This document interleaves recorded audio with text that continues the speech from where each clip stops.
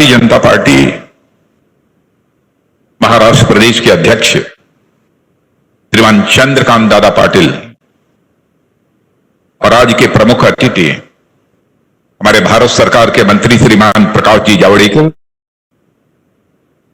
Bharatiya Janata party के उपाध्यक्ष श्रीमान विनय सहस्त्रबुद्धे, भारतीय जनता पार्टी के उपाध्यक्ष श्री श्याम जी याजू और मंच पर उपस्थित श्री सुरेश प्रभु जी और स्थान स्थान पर जो हमारे अन्य नेतागण उपस्थित हैं, श्री सुभाष जी भांवरे, श्री गिरीश जी महाजन, और इस कार्यक्रम का संचालन कर रहे हैं संभवतः जय कुमार जी रावल, एवं इस सभा में मौजूद मेरे सभी उत्तर महाराष्ट्र के सम्मानित बहनों एवं भाई,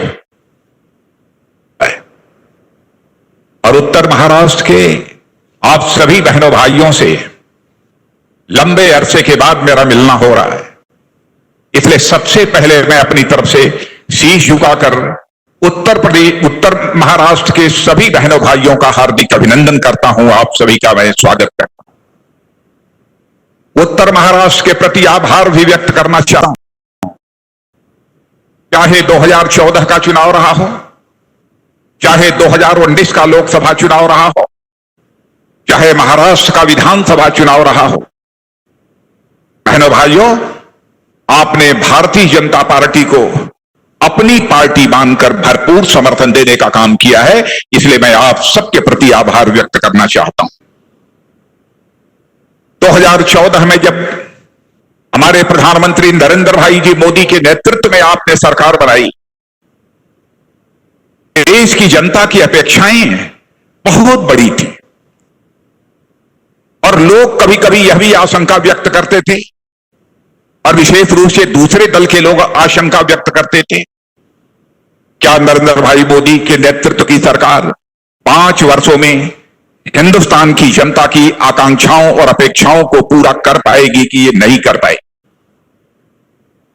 लेकिन 2014 के बाद 5 वर्षों का समय गुजर जाने के बाद जब पुनः लोकसभा के चुनाव हुए, तो बहनों भाइयों, उत्तर महाराष्ट्र ने ही नहीं बल्कि सारे हिंदुस्तान ने हमारे प्रधानमंत्री नरेंद्र भाई मोदी के कामकाज पर अपनी पक्की मुहर लगा दी और 2014 से भी अधिक सीटों पर भारतीय जनता पार्टी को विजय दिलाकर भारत की संसद में भेजा। आपने पुनः भारतीय जनता पार्टी और भारतीय जनता पार्टी का नेतृत्व कर रहे थे नरेंद्र भाई मोदी के प्रति आपने अपना विश्वास व्यक्त किया है। लेकिन जो आपकी अपेक्षाएं थी, मैं विश्वास के साथ कह सकता हूं कि हम सभी उन अपेक्षाओं को पूरा करने के लिए पूरी ताकत लगाकर जितनी कोशिश हो सकती है, हमारी सरकार ने यह कोशिश की है। और इस सच्चाई को केवल उत्तर महाराष्ट्र अथवा महाराष्ट्र नहीं है, बल्कि सारा भारत और सारी दुनिया स्वीकार करती है कि नरेंद्र भाई मोदी के नेतृत्व में अंतर्राष्ट्रीय जगत में भारत की प्रतिष्ठा तेजी के साथ बढ़ी है। इस हकीकत को सभी स्वीकार करते हैं, सभी मानते हैं। और इतना ही नहीं, यह भी मानते हैं कि आर्थिक दृष्टि से भी 2013 में जो भारत की आर्थिक स्थिति थी, वह 2019 आते आते भारत की आर्थिक स्थिति में बेहद सुधार हुआ है। और जो भारत अर्थव्यवस्था के आकार के मामले में 2013 में जब कांग्रेस नेतृत्व की यूपीए सरकार थी, उस समय दुनिया के देशों में 9वें स्थान पर था, वह हम लोगों ने अपने प्रधानमंत्री मोदी जी के नेतृत्व में उस भारत को लाकर 2019 आते आते दुनिया के देशों में 5वें स्थान पर लाकर खड़ा कर दिया। और हमारे देश की अर्थव्यवस्था, सभी इस हकीकत को स्वीकार करते हैं, विश्व की फास्टेस्ट ग्रोइंग इकोनॉमी, विश्व की सर्वाधिक तेजी से आगे बढ़ने वाली अर्थव्यवस्था यदि इस समय किसी देश की है तो वह भारत की है। इस सच्चाई को सभी स्वीकार करते हैं। मेरे बहनों भाइयों, जब हमारा भारत इतनी तेजी के साथ आगे बढ़ रहा था और 2019 के बाद जो सरकार बनी, हम लोगों की यह कल्पना ही नहीं, हम लोगों का यह संकल्प था कि हम भारत को केवल अर्थव्यवस्था के आकार की दृष्टि से दुनिया के 5 देशों में ही नहीं रखना चाहते, बल्कि हमारी कोशिश तो यह है कि हमारी देश की अर्थव्यवस्था दुनिया के टॉप 3 देशों में आकर खड़ी हो जाए। सबसे बड़ी बाधा उसी बीच पैदा हुई, कोविड-19। इसे हम बोलचाल की भाषा में कोरोना कहकर पुकारते। कोरोना यह वैश्विक महामारी है। दुनिया के अधिकांश देश इस वैश्विक महामारी से प्रभावित हुए हैं। भारत भी इससे अछूता नहीं है। लेकिन कोरोना इस चुनौती को एक दृढ़ संकल्प के साथ हम लोगों ने भारत में इसे स्वीकार किया और हमारे प्रधानमंत्री ने कहा है कि यह भारत निश्चित रूप से विजय प्राप्त करने होगा। यह विश्वास और भरोसा हमारे प्रधानमंत्री ने दिलाया है। दुनिया के अन्य देशों की तरफ यदि नजर उठाकर आप देखें, जो विकसित देश हैं, जिन्हें डेवलप्ड कंट्रीज कहा जाता है, चाहे वह यूनाइटेड स्टेट हो, चाहे ब्राजील हो, चाहे स्वीडन हो, चाहे यूके हो, बहुत सारे ऐसे देश हैं वहां पर कोरोना को लेकर किस प्रकार के हालात पैदा हुए हैं। लेकिन भारत में काफी हद तक जो भी कदम हमारी सरकार ने उठाए हैं, उसके परिणाम स्वरूप उस पर काबू पाने में हम लोगों ने कामयाबी हासिल की है। और मैं आपको याद दिलाना चाहता हूं, 25 मार्च को देशव्यापी लॉकडाउन की घोषणा यदि प्रधानमंत्री ने न की होती तो मैं समझता हूं कि अन्य देशों की तरह भारत में भी बहुत ही भयावह स्थिति पैदा हो जाती। भारत को जनसंख्या की दृष्टि से यदि हम देखें तो दुनिया में चीन के बाद सबसे बड़ा देश यदि जनसंख्या की दृष्टि कोई है तो भारत है। और इस जनसंख्या की दृष्टि से यदि हम देखें तो कोरोना से दुनिया के कई देशों से भारत बहुत ही कम प्रभावित हुआ है तो यह वैश्विक महामारी, प्रभावित तो सबको होना है, लेकिन जो सावधानी बरतेगा और यहां की सरकार ने प्रभावी कदम उठाए हैं, स्वाभाविक है कि वह देश उससे कम प्रभावित होगा। और इसमें हमारे प्रधानमंत्री ने स्वास्थ्य सुरक्षा के लिए जो प्रभावी कदम उठाए हैं, उसी का यह परिणाम है कि दुनिया के बहुत सारे विकसित देशों की अपेक्षा हमारा भारत यह कम प्रभावित हो पाया है। यह संकट कितना बड़ा है, यह महाराष्ट्र के लोगों को बताने की जरूरत नहीं है। महाराष्ट्र और विशेष रूप से मुंबई कितनी बुरी तरह इससे प्रभावित हुआ है, आप सभी अच्छी तरह जानते हैं। केवल महाराष्ट्र कोरोना के संकट से ही प्रभावित नहीं हुआ है, बल्कि एक निसर्ग तूफान का भी संकट महाराष्ट्र की जनता को झेलना पड़ा है। इसके बावजूद मैं महाराष्ट्र की जनता का अभिनंदन करना चाहता हूं। इन 2 बड़े संकटों के बावजूद महाराष्ट्र की जनता पूरी ताकत के साथ, पूरी मजबूती के साथ खड़ी है। और क्यों न खड़ी हो, क्योंकि महाराष्ट्र के बारे में जानता हूं कि महाराष्ट्र की धरती यह छत्रपति महाराज शिवाजी की धरती है। शिवाजी जैसे प्रतापी और संकल्पी योद्धा से प्रेरणा लेने का काम महाराष्ट्र की जनता करती है। और मुश्किल क्षणों में अपना रास्ता बनाने की कला यदि किसी को सीखनी होती है तो छत्रपति महाराज शिवाजी के जीवन इतिहास से वह कला सीखते हैं। लेकिन कोरोना को लेकर किस प्रकार के हालात महाराष्ट्र में पैदा हुए हैं, सचमुच समस्त देशवासियों के लिए वह एक गंभीर चिंता का विषय है। भारत सरकार का जहां तक प्रश्न है, भारत सरकार इस महाराष्ट्र में पैदा हुई कोरोना की चुनौती को से निपटने के लिए जितना अधिकतम सहयोग हो सकता है वो हमारी सरकार उस मामले में सहयोग कर रही है।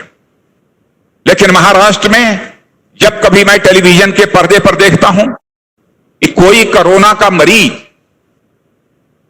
टेलीफोन करता है एम्बुलेंस बुलाने के लिए, 16-16 घंटे तक एम्बुलेंस नहीं पहुंचती है तो वह पैदल चलने के लिए मजबूर हो जाता है, तो दिल को बेहद पीड़ा होती है।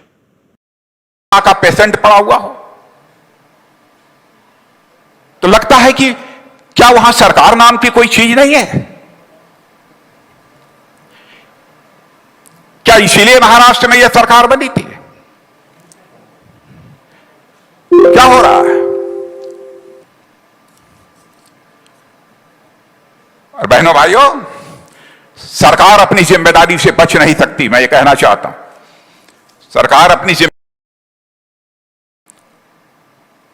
लेकिन फिर भी सरकार को जो भी जरूरत होगी इस संकट से निपटने के लिए हम पूरी तरह से मदद करने को तैयार हैं। 3 दलों को मिलाकर सरकार बनी है, और जिस सरकार में एक पूर्व मुख्यमंत्री भी हो और वहां के दिग्गज नेता, माने जाने देश के नेता शरद पवार साहब के हाथों में हो, फिर भी यह सरकार इतनी अक्षम और दिशाहीन होगी, इसकी तो मैं कभी कल्पना भी नहीं कर सकता। कि ऐसी सरकार जिसकी बागडोर शरद पवार जी जैसे दिग्गज नेता के हाथों में हो, और जिस सरकार में एक मुख्यमंत्री भी मंत्री के रूप में जिम्मेदारी संभाल रहा हो, और उस सरकार की ऐसी हालत, और उस राज्य की सरकार के रहते हुए उस राज्य में कोरोना नंबर के मामले में वह राज्य नंबर 1 का एक राज्य बन जाए। यदि देखना है तो महाराष्ट्र के मुकाबले देखिए उत्तर प्रदेश में, देखिए कर्नाटक के बेंगलोर में, वहां की सरकारों ने संक्रमण को किस तरीके से नियंत्रित करने में कामयाबी हासिल की है। क्या यदि मैं यह कहूं कि यह महाराष्ट्र की सरकार की अक्षमता है, तो यह कहना उचित नहीं होगा। लड़ना चाहिए कोरोना से, इस संकट से निजात दिलानी है महाराष्ट्र की जनता को। लेकिन जो इस संकट की घड़ी में अपनी सकारात्मक भूमिका का निर्वाह कर रहा है सेवा भाव से, मैंने देखा टेलीविजन के ऊपर अभिनेता सोनू सूद, अब उनकी आलोचना की जा रही है, जो कि इस कोरोना के संकट में फंसे हुए मजदूरों की मदद कर रहे हैं। हमारी सरकार ने भी मजदूरों के लिए किस किस प्रकार की योजनाएं बनाई है, अभी अभी आप लोगों ने यहां पर पर्दे के ऊपर देखा होगा, जिसकी की चर्चा हो रही थी। लगता है कि महाराष्ट्र में सरकार के नाम पर सर्कस हो रहा है। डेवलपमेंट के लिए जिस प्रकार का विजन होना चाहिए सरकार का, उस प्रकार का विजन सरकार के पास नहीं है, नजरिया नहीं है। मेरे बहनों भाइयों, जहां तक उस सरकार का प्रश्न है, मैं क्या क्या कहूं। चुनाव जब लड़ना हुआ विधानसभा का, तो भारतीय जनता पार्टी और शिवसेना का गठबंधन हुआ, गठबंधन चुनाव लड़ी। लेकिन गठबंधन के बाद सत्ता की हविस में भारतीय जनता पार्टी को धोखा दिया गया। लेकिन मैं भारतीय जनता पार्टी के चरित्र को भी स्पष्ट कर देना चाहता हूं बहनों भाइयों, कि हम धोखा खा सकते हैं लेकिन धोखा कभी दे नहीं सकते हैं। यह भारतीय जनता पार्टी का चरित्र है।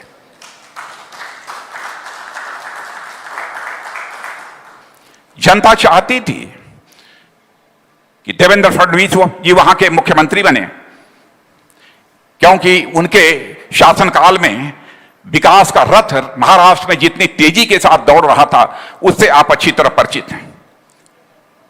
लेकिन एक पार्टी जो हमारे साथ गठबंधन करके चुनाव लड़ी थी, उसका स्वार्थ, वह जनभावना पर भारी पड़ गया। विश्वास नहीं होता है मेरे बहनों भाइयों, क्या वही पार्टी है जिसे हमारे पूज्य बाला साहब ठाकरे ने बनाया था। और मैं यही कहना चाहूंगा उस सरकार से कि महाराष्ट्र को इस संकट से निजात दिलाने के लिए जो कुछ भी आप करना चाहेंगे, क्योंकि सीधे केंद्र कुछ नहीं कर सकता है, हम आपकी पूरी तरह से मदद करने को तैयार हैं। और मैं पुनः आपको, महाराष्ट्र की जनता को विश्वास दिलाना चाहता हूं कि कोरोना संकट पर हम लोग विजय प्राप्त करके ही रहेंगे मेरे बहनों भाइयों। और यह बात मैं क्यों कह रहा हूं, जिस भारतीय जनता पार्टी के हम कार्यकर्ता हैं, उस भारतीय जनता पार्टी के स्थापना के 4 दशक 40 वर्ष गुजर गए हैं। कई उतार चढ़ाव हम लोगों ने देखे हैं, कई चुनौतियां भी हम लोगों ने झेली हैं। 2 सीटों पर विजय प्राप्त हुई थी और उस समय भारतीय जनता पार्टी की खिल्ली उड़ाई जाती थी कि भारतीय जनता पार्टी का अस्तित्व अब भारत की राजनीति से पूरी तरह से समाप्त हो गया। और लोग कहते थे कि अब भारतीय जनता पार्टी के लिए कभी सुबह नहीं होगी। लेकिन फिर से हमारे नेताओं ने, आदरणीय अटल बिहारी वाजपेयी अडवाणी जी ने और सारे देश भर के कार्यकर्ताओं ने संकल्प लिया। और अडवाणी जी एक घटना की चर्चा कभी कभी करते थे, सुनाते थे हम लोगों को कि जब 1984 में 2 सीटों पर जब भारतीय जनता पार्टी को विजय प्राप्त हुई तो हम लोग भी थोड़ी देर के लिए हतप्रभ थे। तो हम और अटल जी ने तय किया कि हम अब पिक्चर देखने के लिए चलेंगे और एक ही साथ स्कूटर पर बैठकर वह एक सिनेमा हॉल में पिक्चर देखने गए। और वहां पर जो पिक्चर लगी थी, उस पिक्चर का नाम था फिर सुबह होगी। और मेरे बहनों भाइयों, आपने देखा भारतीय जनता पार्टी के लिए फिर सुबह हो गया। यह यदि हुआ है तो हमारे भारतीय जनता पार्टी के कार्यकर्ताओं के संकल्प के कारण हुआ है। चुनौतियों पर विजय प्राप्त करने का ही नाम है भारतीय जनता पार्टी। मेरे कार्यकर्ता बहनों भाइयों, इस हकीकत को हमको समझना चाहिए। वही 1984 जहां पर हमको 2 सीटें प्राप्त हुई थी, आज वही भारतीय जनता पार्टी जिसने 2014 में भी भारत की संसद में स्पष्ट बहुमत प्राप्त किया और 2019 में भी 300 से अधिक सीटों पर विजय प्राप्त करके पुनः अपनी जो है सरकार बनाई है। यानी 2 से लेकर दोबारा तक की यात्रा हम लोगों ने बड़े शान के साथ अपनी पूरी की है। बहनों भाइयों, हम लोगों के साथ देश की 130 करोड़ की जनशक्ति है और प्रधानमंत्री नरेंद्र मोदी जी जैसा एक नेतृत्व है जो दृढ़ इच्छा शक्ति का धनी है। लेकिन इस कोरोना के संकट में भी जिस तरीके से उन्होंने देश को तैयार किया, लोगों ने दांतों तले उंगली दबा ली। जनता कर्फ्यू की घोषणा, जैसे लगा कि सारे देश ने इस जनता कर्फ्यू को अनुशासन पर्व के रूप में लिया। उसके बाद लॉकडाउन की घोषणा, लॉकडाउन को भी जिस तरीके से देश की जनता ने उसका निर्वाह किया है, जिस तरीके से निभाया है, उसकी जितनी भी प्रशंसा की जाए वह कम है। और मैं कहना चाहता हूं, भारत ही नहीं बल्कि दुनिया के दूसरे देशों में लोगों ने कहा कि सचमुच यह तो एक चमत्कार का काम किया है। कोरोना वॉरियर्स यानी डॉक्टर्स, नर्सेस, मेडिकल स्टाफ जो कोरोना पीड़ितों की सेवा में लगे हुए थे, उनके सम्मान में दीपक जलाने का प्रधानमंत्री का आह्वान होता है। सारा देश दीपक जलाने के लिए घरों से निकल पड़ता है, आह्वान होता है, तालियां बजाकर उनका अभिनंदन करने का, थाली बजाकर अभिनंदन करने का। सारा देश जो है आगे निकल पड़ता है। यह सब जो कुछ भी हुआ, यह देश की सामूहिक संकल्प शक्ति नहीं है तो मेरे बहनों भाइयों विषय में क्या कहूंगा। और कोरोना के संकट को लेकर भारत ने जो तैयारियां की हैं, उसकी वर्ल्ड हेल्थ ऑर्गेनाइजेशन ने भी प्रशंसा की है। लेकिन हमारी राजनीति विरोधियों को मित्रों रास नहीं आ रही है, जबकि इस हकीकत को देख रहे हैं कि हमारी रिकवरी रेट भी काफी अच्छी है। भले ही हमारी यह रिकवरी रेट अच्छी हो, लेकिन अभी हम संतुष्ट नहीं हैं इससे। इसलिए मैं कहना चाहता हूं कि हमारी महाराष्ट्र की जो सरकार है, कम से कम महाराष्ट्र की ठीक तरीके से वह चिंता करे। लेकिन जब मैं देखता हूं एक जो उसके साझीदार हैं, एक जो पार्टनर है, कांग्रेस पार्टी के नेता राहुल गांधी कहते हैं, राहुल जी कहते हैं हम सरकार में तो शामिल हैं लेकिन हम निर्णय में नहीं शामिल हैं। इसका क्या मतलब होता है?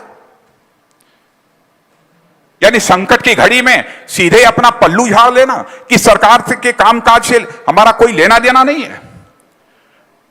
और बहनों भाइयों, यह कोई नई बात राहुल जी ने कही हो ऐसा नहीं है। कांग्रेस का चरित्र है और उनका शौक है power without responsibility. Power without responsibility यह उनका शौक है। वो अपनी जिम्मेदारी नहीं समझ रहे हैं। सरकार चला रहे हैं तो कम से कम संकट की घड़ी में तो मिलजुल कर चलाइए। आज एक मंत्री कुछ बोलता है, दूसरे घटक का मंत्री कुछ बोलता है, तीसरे घटक का मंत्री कुछ बोलता है। राजनीति केवल सत्ता का सुख भोगने के लिए नहीं की जाती है।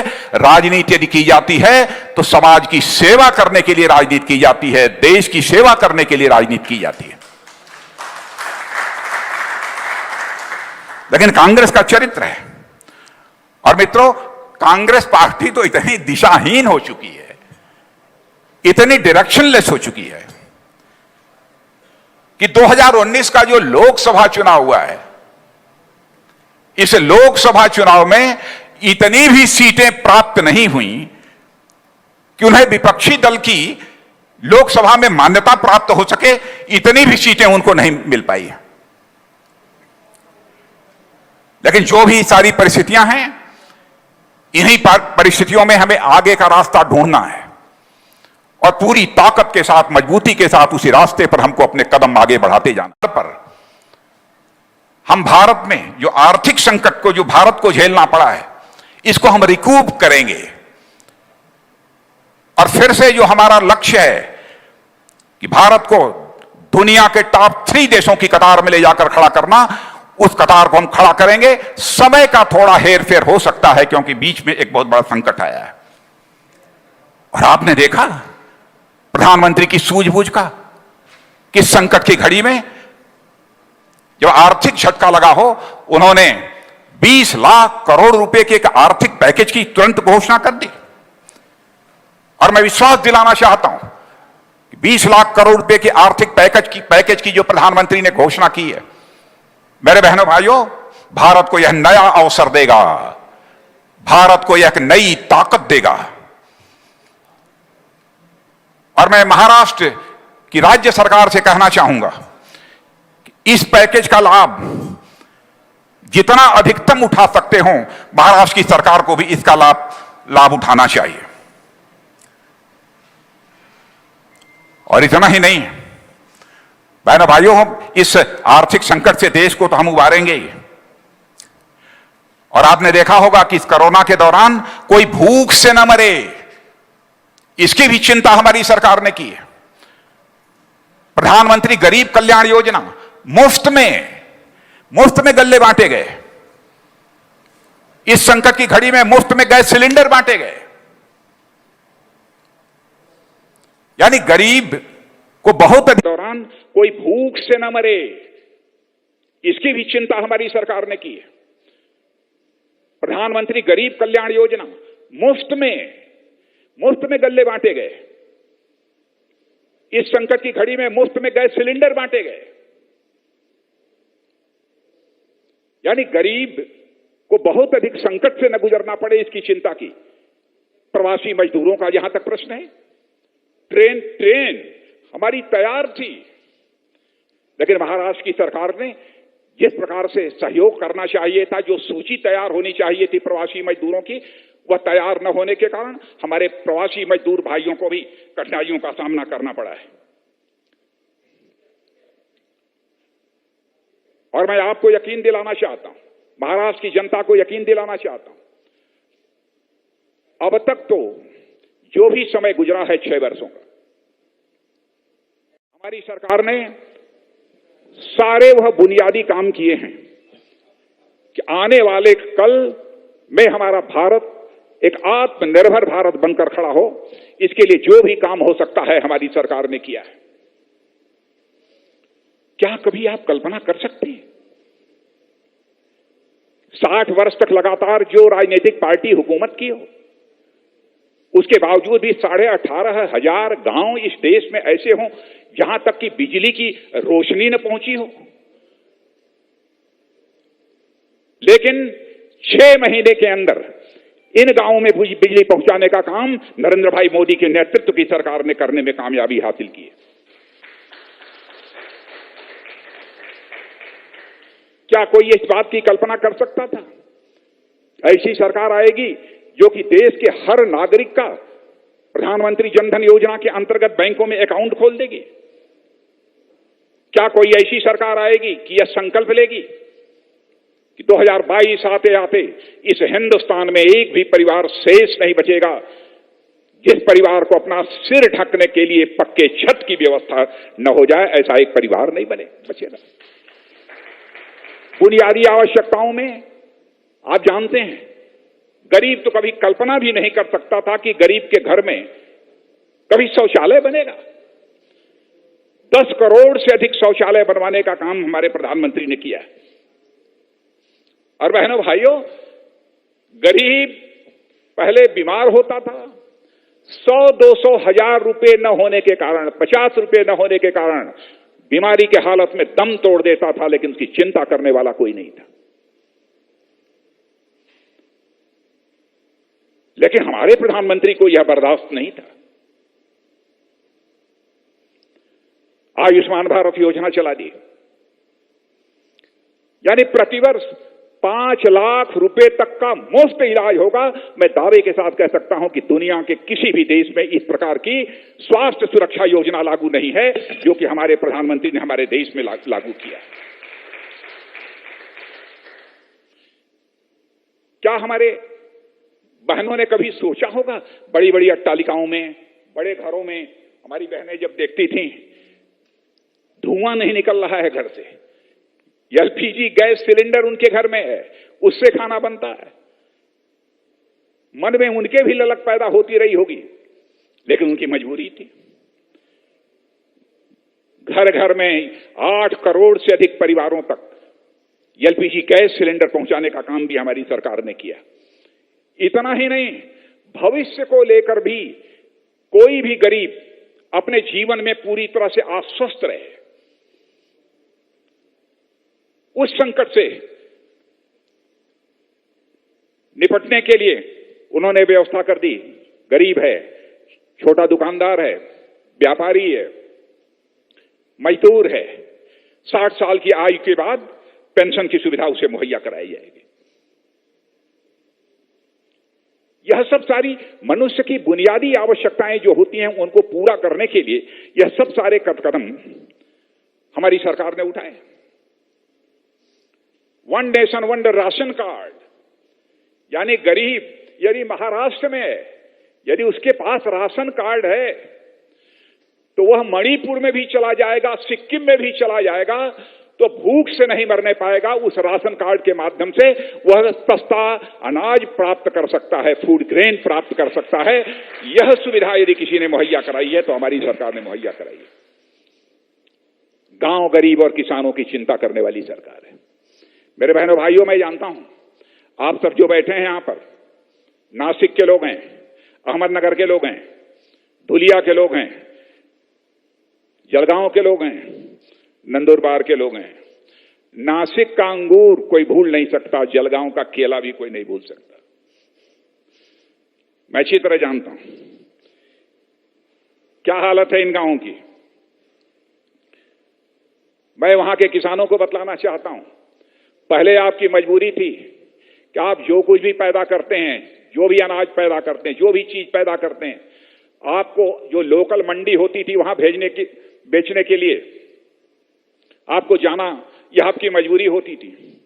लेकिन एपीएमसी एक्ट को समाप्त करके उसमें संशोधन करके हमारी सरकार ने एक बहुत बड़ा काम किया है। एक देश और एक बाजार, एक देश और एक बाजार।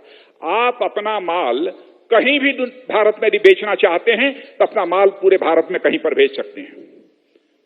वैसे ही इसेंशियल कमोडिटीज एक्ट में भी हमारी सरकार ने एक संशोधन किया है। अब अपना माल कहीं ले जाइए निधड़क होकर, कोई चेक नहीं करेगा, कहीं रखिए, कहीं बेचिए। अब आपसे कोई पूछने वाला नहीं है, कहीं सप्लाई करना हो तो कीजिए। यानी हमारे देश के किसानों के साथ वर्षों से जो अन्याय चला आ रहा था, उस अन्याय से निजात दिलाने का काम हमारी सरकार ने किया है। और मेरे किसान भाई वहां बैठे हैं, हमारे आदिवासी भाई भी बैठे हैं, और मैं जानता हूं नंदुरबार के भी हमारे आदिवासी भाई हैं। और आदिवासी भाई बहनों, हम अच्छी तरह जानते हैं कि आपकी जो आदिवासी संस्कृति है वह केवल महाराष्ट्र तक ही जानी पहचानी नहीं जाती। हमारे आदिवासी भाइयों की संस्कृति यह सारे भारत में जानी और पहचानी जाती है। उस संस्कृति को बढ़ावा देने के लिए भी हमारी सरकार ने कई कदम उठाए हैं, और यदि मैं उसकी चर्चा करूंगा तो एक बहुत लंबा समय लगेगा, इसलिए बहुत विस्तार में जाकर यहां पर उसकी चर्चा मैं नहीं करना चाहता।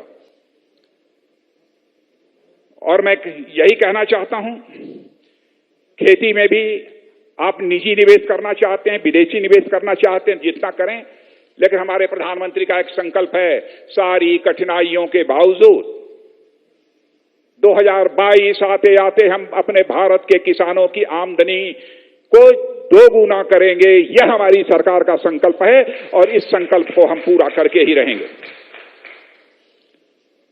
हर बाधाओं को हमने दूर किया है। और क्रेडिट कार्ड पर जल्दी कर्ज नहीं मिलता है। लोगों की, हमारे किसानों की हमसे शिकायत रहती थी। मैं भी किसान हूं, मैं भी गांव का रहने वाला हूं, किसानों के दर्द को अच्छी तरह मैं समझता हूं। और किसानों के लिए कंसेशनल रेट पर कर्ज मिल सके क्रेडिट कार्ड के माध्यम से हमारे प्रधानमंत्री ने 2 लाख करोड़ रुपए की व्यवस्था की है। 2 लाख करोड़ रुपए की व्यवस्था की है।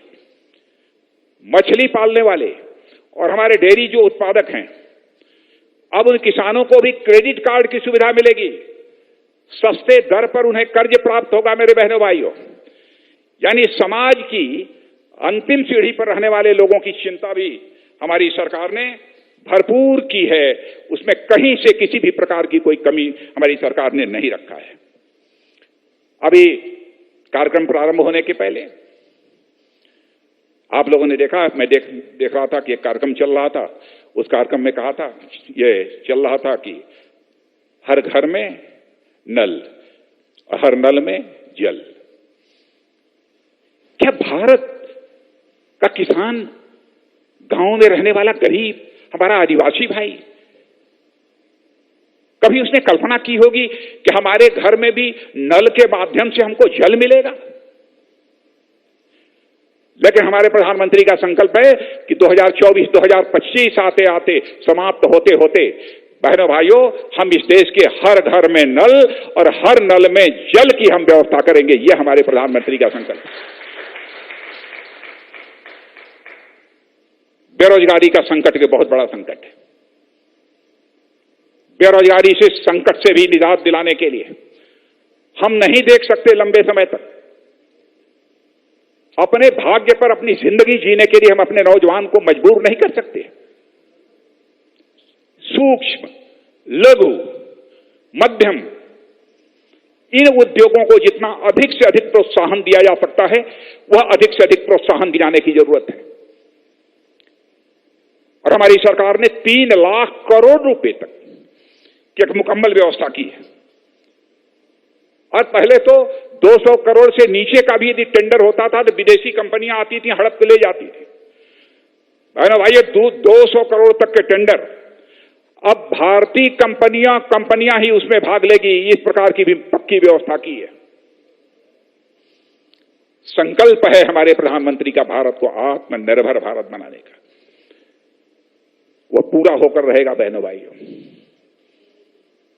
मेक इन इंडिया जो भी बनना चाहिए भारत में बनना चाहिए। मेड इन इंडिया नहीं रहेगा। बहनों भाइयों, भारत को हम एक्सपोर्टिंग कंट्री बनाकर ही दम लेंगे। यह हमारे प्रधानमंत्री का संकल्प है। दुनिया के देशों को एक्सपोर्ट करने वाला यह हमारा देश बनेगा। डिफेंस, रक्षा मंत्रालय की जिम्मेदारी मेरे ऊपर है। आप लोगों को भी लगता होगा कि इस समय भारत और चीन इसको लेकर एक चर्चा है। कांग्रेस के लोग हम लोगों के ऊपर लगातार तीर पर तीर चलाए जा रहे हैं। बहनों भाइयों, भारत चीन को सीमा को लेकर एक विवाद का सिलसिला लंबे समय से चला आ रहा है। हम चाहते हैं कि यह सीमा का विवाद जल्दी से जल्दी सुलझना चाहिए। आज मैंने देखा कि कांग्रेस के वरिष्ठ नेता ने और साथ ही साथ राहुल जी ने पूछा कि, और एक और बड़े सांसद ने पूछा विरोधी दल के, कि सरकार को आकर बतलाना चाहिए कि भारत और चीन की सीमा पर क्या हो रहा है। मैं देश का रक्षा मंत्री होने के नाते मैं कहना चाहता हूं, जो कुछ भी कहना होगा भारत की संसद में खड़े होकर मैं साफ साफ कहूंगा, दो टूक कहूंगा, इस देश की जनता को गुमराह नहीं करूंगा।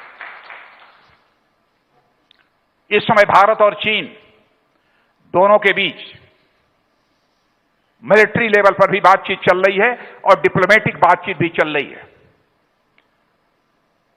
अभी 6 तारीख को जो बातचीत हुई है, बातचीत काफी पॉजिटिव रही है, काफी सकारात्मक रही है। भारत और चीन दोनों इस बात पर सहमत हुए हैं कि आगे भी सीमा विवाद को सुलझाने के लिए और इस समय का जो टसल है उसे सुलझाने के लिए यह बातचीत का सिलसिला हम लोगों का आगे चलेगा।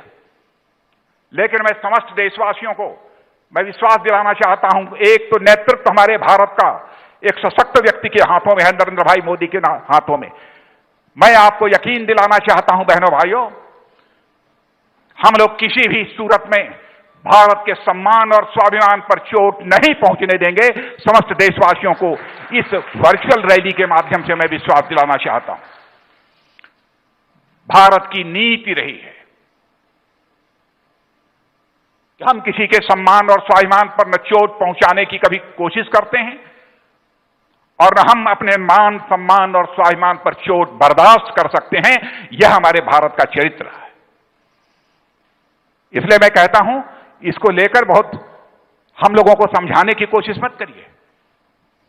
दो देशों का विवाद हो, दलगत भावनाओं से ऊपर उठकर सबको एक साथ खड़े होना चाहिए। आप जब हम मांग रहे हैं, आप अपनी पार्टी की हालत देखिए।